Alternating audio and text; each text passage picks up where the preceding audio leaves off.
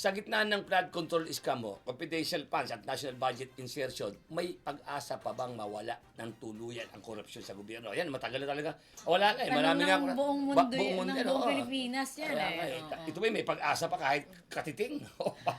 Sa tingin ko, habang at hanggang may nagbabantay, may pag-asa. At hindi tayo dapat mawalan ng pag-asa. Kasi isipin natin, ang laki ng tiwala na binibigay natin sa mga officials. Yan, oo naman. Diba? Oo. Paano gagamitin yung pinaghihirapan natin na buwis? Diba? Paano gagamitin yan sa pangangailangan ng tao? Ayan, kaya sana po, nakakapagod man, Oo, nakakasawa, pero nakakasawa, wag tayong mapagod na Yes. magbantay. Wag tayo mapagod na habulin yung mga kurakot. At ngayon naman, meron tayong mga ginagawa sa Kongreso. 'Di ba, nandyan yung sa anti-political dynasty, pagkakaroon ng transparency sa national budget at marami pang iba. Pero bukod sa batas, ang kailangan kasi natin dito yung awareness talaga ng tao na dapat patuloy tayong maging vigilant at magbantay. Kasi marami nakakatakas pag walang nagbabantay. Totoo po.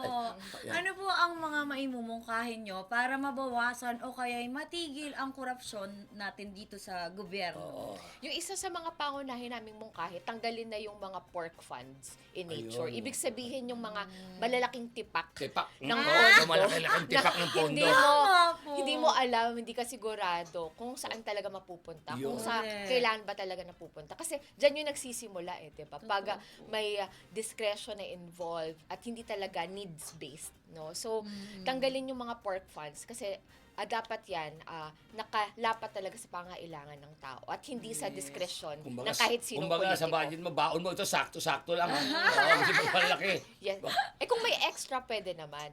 Basta nakabatay sa pangangailangan. Ayun. Manatiling nakatutok sa Abante, sundan kami sa aming mga social media accounts at huwag kalimutang mag-subscribe sa aming YouTube channel.